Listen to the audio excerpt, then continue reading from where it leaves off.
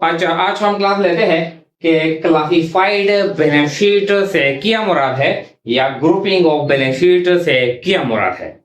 देखें, जब हम बैलेंस शीट बनाते हैं तो इसमें हम एसेट्स, लायबिलिटी और कैपिटल रिकॉर्ड करते हैं। तो इसको हम यानी एसेट्स अलहदा रिकॉर्ड करते हैं, कैपिटल अलहदा रिकॉर्ड करते हैं और लायबिलिटी अलहदा रिकॉर्ड करते हैं। फिर एसेट्स को हम फिर डिवाइड करते हैं इनटू डिफरेंट कैटेगरी, मुख्तलिफ कैटेगरी में हम डिवाइड करते हैं कि ये हमारे पास करंट एसेट है, ये हमारे पास नॉन करंट एसेट है, ये हमारे पास इंटेंजिबल एसेट है और ये हमारे पास क्या है, ये फिक्स एसेट है।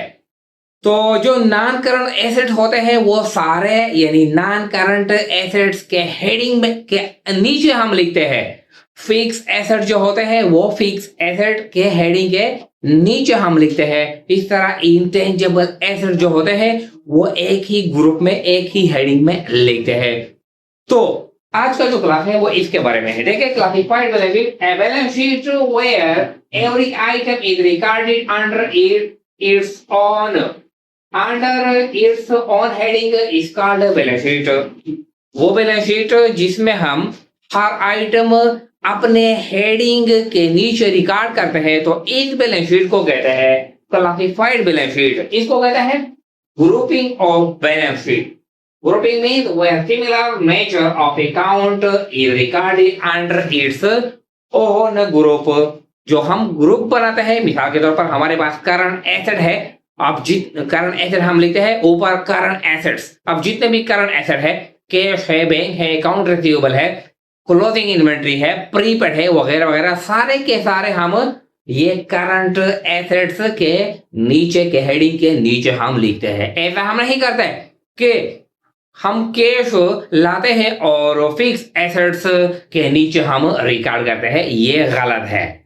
जो यानी क्लास होता है, मिसाल लेते हैं 7 क्लास है, 8 क्लास है, 9 क्लास है, 10 क्लास है। तो 7 जो क्लास है उनके जो स्टूडेंट होते हैं वो 7 क्लास में बैठेंगे, 8 क्लास के जो स्टूडेंट है वो 8 क्लास में बैठेंगे, 9th क्लास के जो स्टूडेंट है वो 9th में बैठेंगे और 10th क्लास के जो स्टूडेंट है वो 10th क्लास में बैठेंगे। ऐसा नहीं हो सकता कि 10th क्लास का स्टूडेंट है और वो 7th क्लास में बैठ गया, 8th क्लास का स्टूडेंट है और वो 9th क्लास में बैठ गया। ऐसा नहीं हो सकता।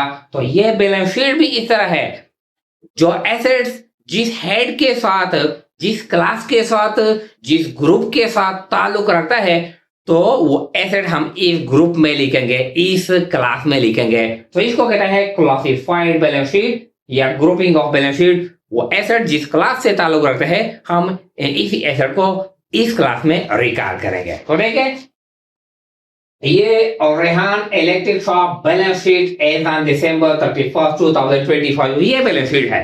तो ऊपर हेडिंग है, तो ये एसेट साइड है, ये लायबिलिटी साइड है। तो ये एसेट साइड को हम मुख्तलिफ हिस्सों में डिवाइड करते हैं, यानी करंट एसेट्स।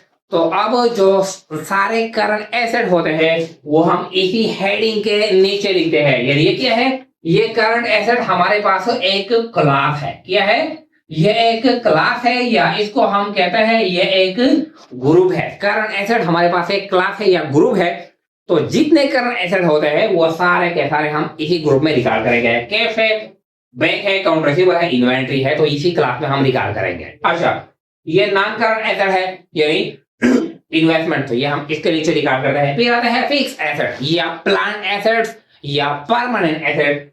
लैंड बिल्डिंग, ये मिसाल के तौर पर ये क्लास नंबर 2 है, ये क्लास नंबर 2 है, ये क्लास नंबर 1 है और ये अंकीय है, ये क्लास नंबर 3 है हमारे पास।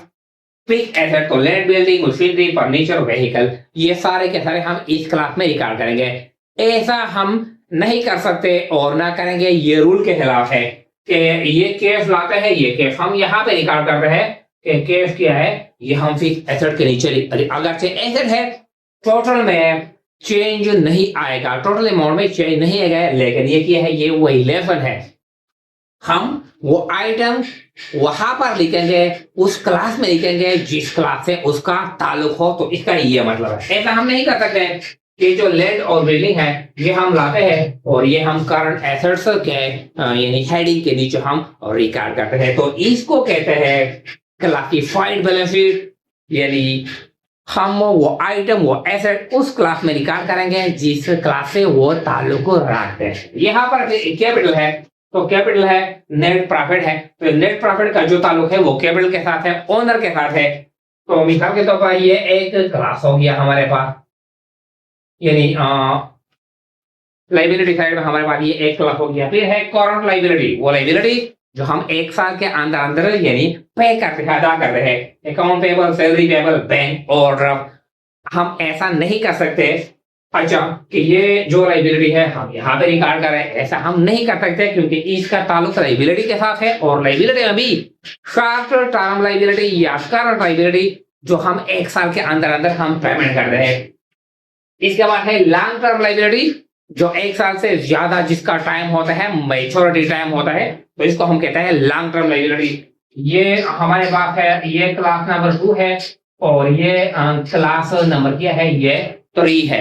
तो ये यानी बैंक लोन है 10 साल के लिए, तो ये लॉन्ग टर्म लाइबिलिटी है, ये हम इस क्लास में लिखेंगे। ऐसा हम नहीं कर सकते कि जो अकाउंट पेबल है ये हम यहाँ पे रिकॉर्ड कर ले ये अकाउंट पेबल है, तो ये क्या है, ये वायलेशन है क्योंकि एक जो क्लास है उससे हमने एक आइटम ले लिया और दूसरे क्लास में हमने रिकॉर्ड कर लिया, तो ये वायलेशन है। अगरचे टोटल में चेंज नहीं आएगा लेकिन ये क्लास की वायलेशन है। तो क्लासिफाइड या ग्रुपिंग ऑफ बैलेंस शीट, इसका क्या मतलब है, हम वो आइटम चाहे वो एसेट है, वो कैपिटल है, वो लाइबिलिटी है, उसी क्लास में रिकॉर्ड करेंगे जिस क्लास के साथ वो ताल्लुक रखते हैं।